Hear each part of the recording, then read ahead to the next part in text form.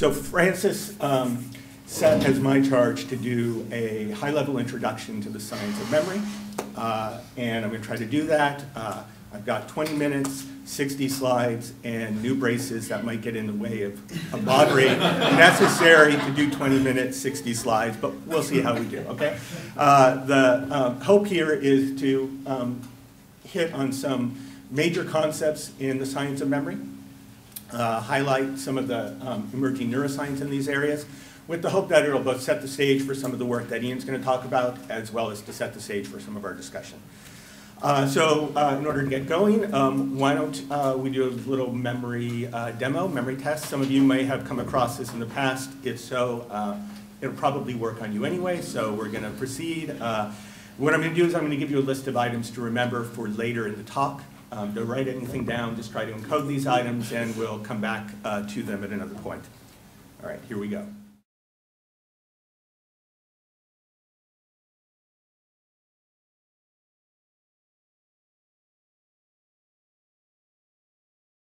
All right, great. So we'll come back to this. Let's move forward. My goal here is, again, to introduce the science of memory. And in thinking about the science of memory, you know, over the years, our conceptualization of memory has changed, has evolved rather dramatically. For quite a long time, we, as a field, had parcellated memory at least into two classes of memories. The notion of sort of short-term memory, or in the field, sort of the current jargon is working memory. The idea that we have systems, mechanisms in place that allow us to interact with the world at a given point in time, build some internal representation of something out there in the world, and to hang on to that information for a very brief period of time. Keep it active in mind, perhaps at the focus of attention, such that we can operate on that information over small sort of time gaps, time lags between when we encounter the information and when we need it. This form of sort of this transient form of memory is long been viewed as one class of memory, and then we've had this notion that, well, we've got this long-term form of memory. The system is plastic. This plasticity gives rise to durable changes that result in structural changes in the system, such that what we encoded at time one can be reinstated, brought back to mind at some point in the future. Could be minutes, hours, days, weeks, years later, can be brought back to mind given the right cues such that we can use that information. And for a long time, the field was focused on this, you know, trying to understand the differences between working memory and long-term memory. But about 35, 40 years ago, the field, first with the observation of patients with focal brain lesions to particular structures in the inner wall of the temporal lobes, and then subsequently careful not only human patient work, but animal lesion and recording work, and subsequently brain imaging work. We now know that, in fact, there's not a single form of long-term memory. There are multiple forms of long-term memory. That, in essence, our brains, they're structured to be plastic in all ways, in all systems. Our brains have as its agenda, as not to anthropomorphize, but to essentially build internal models of the world, to update those models based on experience, such that at some point in the future, we can draw on this updated model, this knowledge about the way the world was, in terms of either actions, rewards, the co-occurrence of event elements. We can draw on that knowledge to inform what we might be thinking and doing in the present.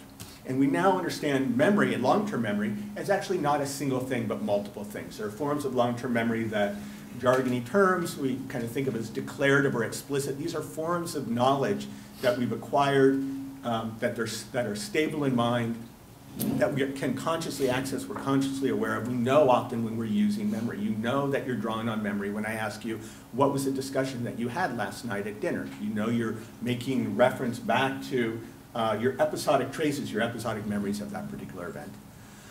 But there are other forms of long-term memory that we're often, that are there, they're there all the time. It actually makes contact with the work that BJ and Buffy were talking about in terms of habits, rewards, as well as skills. There are conditioned responses. There's phenomena known as priming. There are these other forms of long-term memory that are operating at all times for us. often, if not almost always, outside of our awareness, that are shaping what we're currently seeing, how we're seeing, how we're affectively responding, what approach decisions we may be expressing, etc. And much of our behavior is the byproduct of these sort of non-conscious, implicit, non-declarative forms of memory. I'm not going to talk about any of that. What I am going to do is focus in on, given the centrality of episodic memory, I'm going to focus my comments in on just some of the science of episodic memory and just make some high-level points, okay? So when we talk about episodic memory, we're talking about conscious memory for life's events.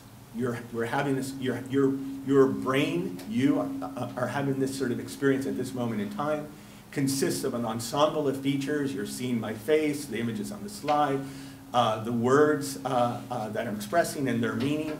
You're in a spatial context in which this is all occurring.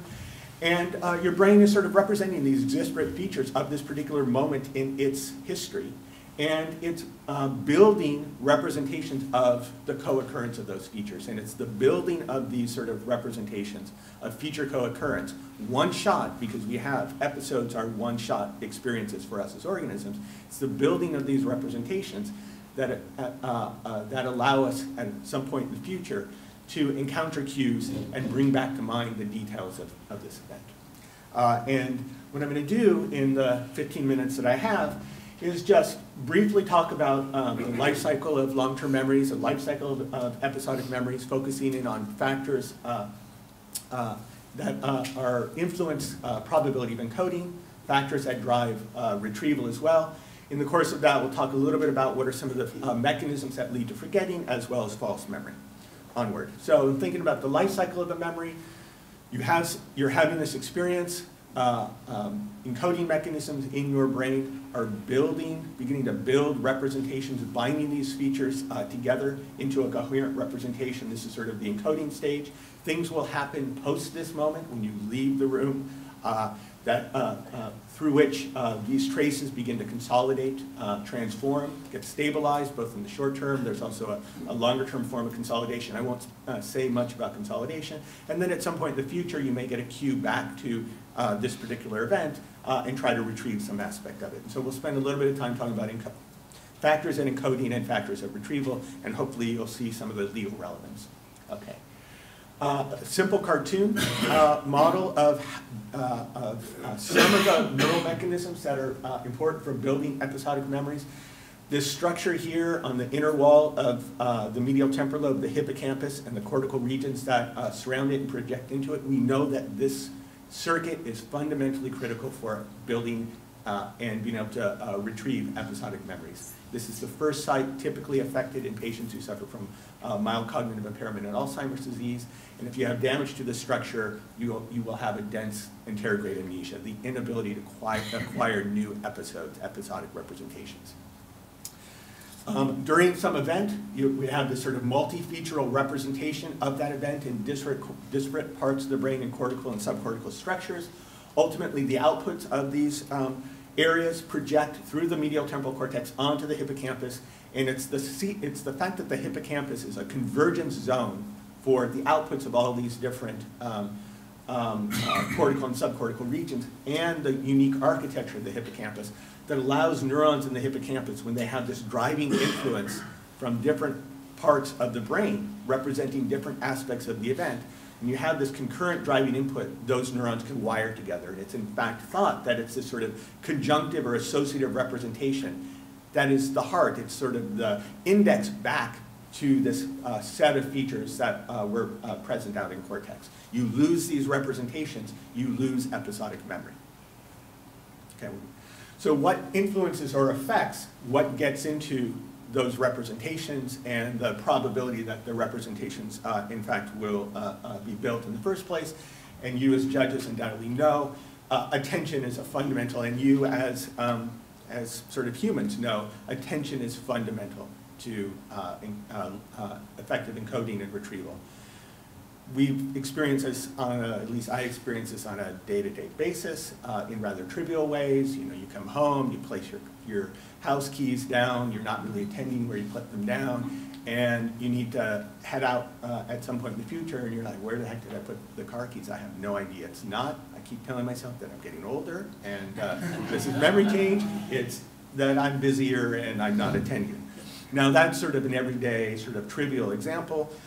Imagine that you're about to rush off to work one morning, and you've got a big meeting, you're thinking about that meeting, your wife or your husband says, oh, hey, honey, I can't take, you know, your new sort of 1-year-old child to daycare. Can you quickly swing by daycare and drop her off?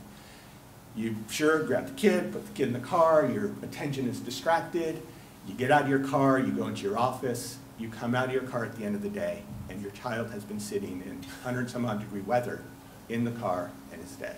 And this happens apparently a good number of times each year here in the States alone. Distraction, inattention, both at the time of learning and at the time of retrieval. We know a lot, for time reasons I won't really go into this, we know a lot about the neural mechanisms of attention, about how attention facilitates or amplifies the neural representation of information that we are attending to.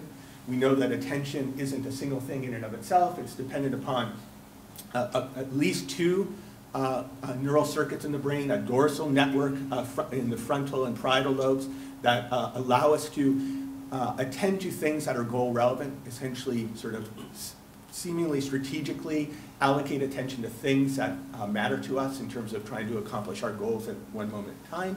And then a second network that depends on different structures, different set of regions in the frontal and parietal lobes that seem to detect relevant things out there in the world, highly salient or novel things out there in the environment, and that in essence put a brake on this sort of top-down goal-directed allocation of attention. It puts a brake on it and allows us to rapidly shift attention to this unexpected salient information. And so we've got these 2 forms of attention, and in the last sort of decade or so, functional brain imaging studies of memory have in fact demonstrated that if you're scanning somebody as they're encountering a set of experiences, so they're in the scanner, they're encountering a bunch of items, they're presumably building memories of those items because these are episodes in the individual's life. You take this subject out of the scanner and you probe their memory for the things that were encountered in the scanner. And you ask what was going on in the brain during those experiences in the scanner that the person could later remember versus those experiences that the person later forgot. And one thing that that imaging studies have shown is that, in fact, engagement of this sort of top-down attention network is positively predictive of later memory, consistent again with this idea that the strategic goal-directed allocation of attention to stimuli facilitates, increases the probability we will build memories of those stimuli such that we can later remember. By contrast, regions, this sort of reflexive attention network, the degree to which it is engaged during stimulus encoding, studies indicate is negatively predictive of subsequent memory, consistent with an interpretation that to the extent that as we're encountering an event, an experience, to the degree that our attention is captured by other things, other salient aspects of the event, that may not be what we care about, say, for the legal system in terms of trying to probe the witness's memory for some event. To the degree that attention has been captured by other things, that has a negative consequence for encoding the information that we might care about at some point in the future. Here's another point about attention, made quite nicely by Scooter Libby's lawyer. I particularly like an aspect of the wording the lawyer used. So this is in relation to Libby being charged with perjury in the Valerie claim incident. Libby's lawyer said, well, Libby, you know, it's not that he perjured himself. One, his attention was just, you know, divided. He was encoding these sort of events amidst the sort of hectic rush of issues and events at a busy time for our government. Okay, great. And here's the quote, the start of this quote I particularly like. And then lawyer goes on to, or his attorney goes on to say, as lawyers, not as humans, but as lawyers, we recognize that our clients may sometimes report memories that differ from the reports of other folks. I like the as lawyers, it implies something, but we recognize that a person's recollection and memory of events will not always match those of other people. Now, I'm not judging this case in any way, other than to make this point or pivot from this last point that we know this as you can have a shared experience with your partner, with your husband, your wife, and walk away from that shared event with completely different memories of what happened. And then you can spend decades of your lives together debating that. And this is a byproduct of the role of attention in filtering, in shaping, in determining what aspects of an event. Encoding, the building of memories is this incidental byproduct of attending to an experience as it's ongoing. We can attend to different aspects of an experience, and those aspects that we attend to, whether they're perceptual attributes of the event, maybe we verbally label the event that we're encountering, we think about its meaning in relation to other things. What we attend to influences what ultimately is built and laid down in episodic memory. Okay, last point about encoding. Retrieval is, in fact, one of the ways in which we encode new memories and alter our memories. Let me just tell you quickly about a study that gets this point across, and then I'll try to bridge out into the legal relevance in a moment. So here's a very simple study. You come into the lab, you're given a text passage, and you're in one of three conditions. You have this text passage, and you have the opportunity to read the text passage, read it again, read it again, read it again. So you have 4 opportunities to study this material, to encode it. Or you might have 3 opportunities to study the text passage, and then your last experience is to freely recall as much as you can before you get to the final test. Or you might only have 1 chance to actually encode the material. And then all your other opportunities are just retrieving whatever you encoded from memory over and over and over again for the next 3 times. You ask people at the end of, in group 1, group 2, group 3, how well do you think you know this material? How well do you think you've learned this information? And then you probe people's memory. You ask them 5 minutes or 1 week later, tell me everything you can from this text passage. Subjects who had 4 opportunities to study the material say, I think I learned quite a lot. Folks who had 1 opportunity to study the material and then just engaged in retrieval practice said, I didn't learn as much. Here's performance on the immediate test. Here's performance on the delayed test. There's a small but significant advantage for having studied the material multiple times when your memory is tested immediately after the last study episode. By contrast, however, those who studied, they lose a significant percentage of what they were able to hold on to in the very short term. Those subjects who had only 1 chance to study, but then engaged in retrieval over and over again, they retain the vast majority of the information they encoded. Retrieval, excuse me, retrieval is a remarkably powerful experience for our memories. It results in not only the strengthening of representations that have been encoded, but also the laying down of new representations, the altering of those representations. And in fact, we know this, retrieval, so we know retrieval causes learning. It can promote long-term retention, but each of those acts of retrieval by a witness, not only strengthens the information that they're repeatedly retrieving, but it also alters their memory for the event. It increases the probability that what they're retrieving will be able to be retained over the long term, and it decreases the probability that the information they haven't retrieved will be lost, will be decreasingly accessible, and because each of these acts of retrieval is reconstructive. Each act of retrieval could itself be introducing small little errors into memory that themselves then are held on to for a long duration of time. Okay, I think I can finish this in the last 5 to 7 minutes that I have. Okay, let's move a little bit more on to retrieval. So retrieval from episodic memory is cue dependent. We know this. The reactivation of these memories critically rests on what cues we have available at that point in the future that are being used to sort of jog the memory from mind. And we now know that at least a key part of episodic remembering is kind of this mental time travel for the brain back to a state in which it was in at the time that the experience was encountered. A retrieval cue comes in. Ultimately, it may make contact with this stored hippocampal pointer, hippocampal representation of the event, and the hippocampus is able to reinstate both within itself off of partial cues, but then project or reinstate back to cortex these patterns of activation, these patterns of feature representation that were present during the event. This is the way in which seeing a face and representing that face in your cortex at that time of retrieval can, in essence, cue the reinstatement of the discussion we were having last night, the content of the discussion, where we were, can reinstate these other features of the event that aren't present right there for you as an organism in your sensory world. The only way they come into your awareness is through this mental time travel of your cortex and subcortical structures back to the state in which they were in when the event occurred.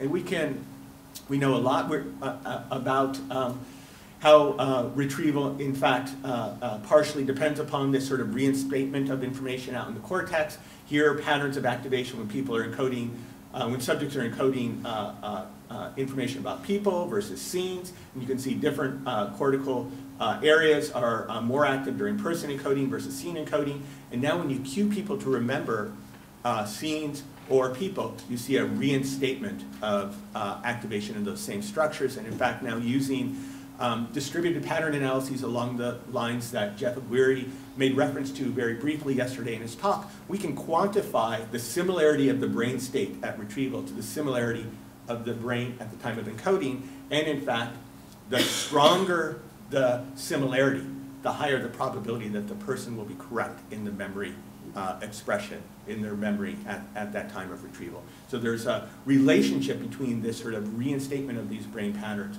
and subjects' ability to remember details of an event. Let's skip over that. All right, so retrieval is cue dependent. Ian's going to talk a bit about this when it comes to recognition memory. Because retrieval is cue dependent, and any given memory probe is only a partial assay of what, thank you, it's only a partial assay of what's in the system, okay? So you can, and what comes out, a readout of what a person remembers of an event critically rests on how we're probing their memory. So here's a classic study by Harry Barrick and colleagues where they asked folks to try to free recall all the names of their classmates from high school. And then after they did that, they presented them all the names plus a bunch of FOIL names, and they looked at how well subject retained this information over 50 years. When they're given free recall, you can see that through time, the probability of being able to bring back to mind your classmates' names is significantly declining.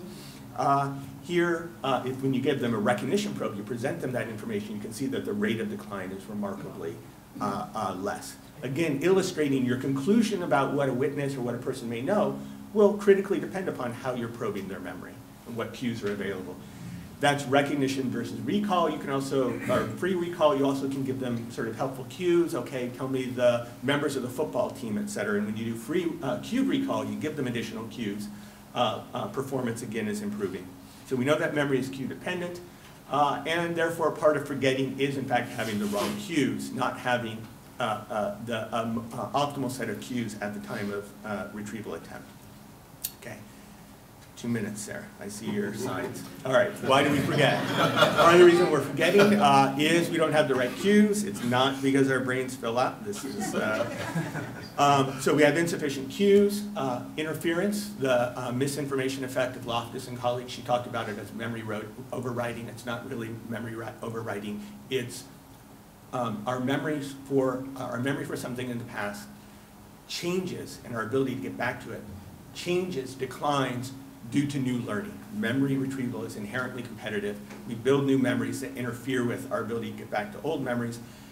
This now dovetailed with the point that retrieval is an encoding event, means that as we retrieve, if when we're retrieving, we're introducing errors into our memories, those new memories that we're building during the act of retrieval that are distorted and that contain misinformation can block access to, can interfere with our ability to get back to the memory for the event itself.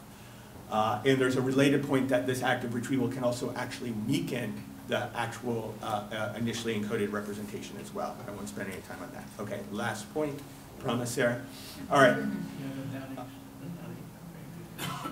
Other forms, other causes of false memory. We know that this act of retrieval, we know that a lot of our memory decisions are the similarity of a retrieval cue to what's stored in memory matters. It heavily influences the strength of the memory signal that is triggered by the cue, as well as what other things might come to mind. In the Oklahoma City bombing, after the bombing, there was a sketch of McVeigh, and there was a sketch of a second John Doe number 2. John Doe number 1 ended up being Timothy McVeigh. John Doe number 2 ended up being a gentleman named Todd Bunting, who had the unfortunate, though in the end this ended well for him, the unfortunate fact that he resembled a guy that McVeigh. Let me step this back. McVeigh resembled a buddy of Todd Bunting's. When McVeigh was identified, people said, I saw that guy, and he had a colleague, he had a friend who went into this mechanic shop where McVeigh got the Ryder truck, went into this shop. There's a second person, this John Doe number 2. So the similarity of Bunting's friend to Timothy McVeigh in his appearance sent the nation on this manhunt for Bunting as a possible accomplice to the crime. This makes the point that we're always, much of our acts of retrieval are in fact computing the similarity of what's out there in the world right now to our representations, and we often make false memory decisions. This is why I often am waving to people who actually don't know me at all, because I've got this. Maybe, hey, how are you doing? They're similar to somebody I must have encountered. All right, this is basically the end stage here. If you recognize the word that each of the words that I'm going to show you, humor me, clap or stomp your foot, and the DBs will tell us the percentage of the room that's remembering the item. So here we go. No. No. Yes. No. All right, somebody said no, somebody knows the demo. All right, so really quickly, because we're out of time, here's the test list. Everybody said, good recognition of candy, heart, tooth, pie, and a lot of people said sweet. Of course, the trick is that sweet isn't on the list, but it's semantically similar to the events that you would encounter. You can warn people about this. You can tell folks there are going to be items that are similar. There will be a high probability of false alarm to these similar events. This is the person who looks a lot like the suspect, who's in the lineup, who you're tempted to say was, in fact, the individual. There are other causes of false memory. I really am wrapping up. Not just similarity-based false memories. Clinton, I think, got into trouble during the campaign against Obama because she had this distinct memory of landing in Bosnia under gunfire, and she had to run off the tarmac, and it wasn't helpful when there was the video of her hugging a girl, receiving flowers, and dancing on the tarmac. Turns out, I've struggled to track this down, but I remember as it was occurring at the time, one of the Maine senators, it might have been Collins, actually landed in Bosnia under gunfire. And my speculation is Clinton and Collins sort of discussed this. There's partial overlap in their events, and in the end, Clinton misattributed her thinking about Collins' experience as her own. And we, in fact, know from the lab that, in fact, we can mistake imagination for reality. We can mistake our thinking about possible experiences as actually experiences that we've encountered, and in fact we can read out and we can quantify the degree to which the cortical representations, the brain representations of imagined experiences, the degree to which they resemble those of true experiences is predictive of the probability that we will claim that what we imagine is actually something we've experienced. All right, I am going to end it there, other than to make reference, which might contact with what Owen is going to talk about and what Jeff alluded to. As part of the research network, they've offered generous support to my lab to try to see whether we can leverage functional brain imaging and new analysis techniques to look at the brain patterns of an individual at a given point in time and be able to read out or say something about their memory. Are they recognizing the image, the person that they're seeing at that moment in time? Are they failing to recognize it? What's the richness of their memory, et cetera? And we've also, with Martha Farah and Liz Phelps, we had a paper recently, just came out in Nature Reviews Neuroscience, where we've evaluated the scientific literature on fMRI-based lie detection, and it was actually fMRI-based lie detection that I weighed in on in that case in Maryland, and I'd be happy to talk about that as well. Sorry for going a few minutes long, Sarah, but not bad for braces. Okay, I'm done.